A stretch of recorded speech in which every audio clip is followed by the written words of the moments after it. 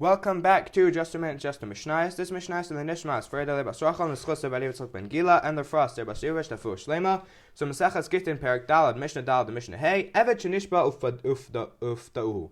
So we have a case here where someone has a slave, an Evet Knaini, which is a non-Jewish slave, but after the slave is freed, so then he becomes like he's mechoyev in mitzvahs like a woman. So he's captured by bandits, he's kidnapped, and then someone else besides the master redeems him. So imlashum eved yishtabed. If the guy redeemed him so that he can go back and be a slave, so he has to carry on being a slave. Imlashum ben chayrin lo yishtabed. But if he redeemed him so that he can now go free, he goes free and he isn't considered a slave.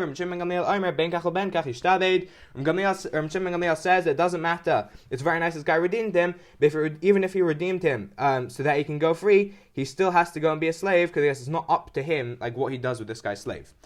If someone made his slave as a guarantee for a loan, so then if he doesn't pay back the loan, the slave is going to be that guy's slave. And then he freed him, meaning the original owner. So according to halacha, he wouldn't have to go now be this other guy's slave. But because of tikkun ha'olam, he has to now go and be this other guy's slave because his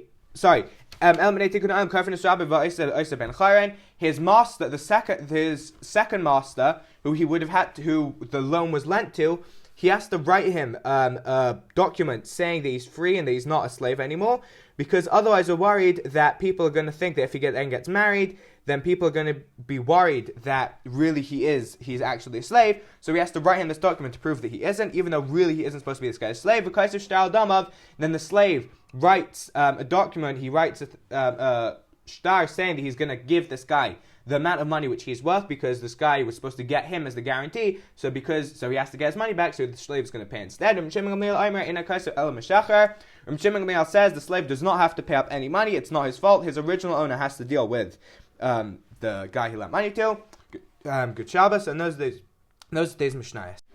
So this is the second Mishnah from yesterday, because accidentally I only did one Mishnah. We have a case here where someone is half a slave, half a free man. How does that work? We have, let's say, two masters. The simplest example is that we have two men who bought a slave together, and one of them frees him, the other one doesn't. So now he's half slave and half free. So he works for his master one day and for himself the next, for himself one day and for his master the other day. According to Beisel, like this works for his master, but doesn't work for him. There's a rule that we're talking about an Eved Knaini here, which is a non-Jewish slave, but then once he's freed, he's mechoyev in mitzvahs like a woman. So it doesn't work here, because then he's not allowed to marry a non-Jewish slave, because he's not considered, because he's half free. But you can't marry a regular free woman because he's half a slave. So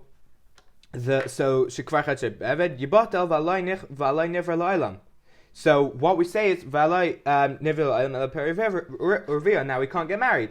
So it must. So you can't. So laitayu bara l'sheves yitzara elam ibnei tikkun olam kaifin esrabi v'aisa isa ben chayim v'kaisif shal achatzi damav v'chazer beisel lahiris kadever beishamai.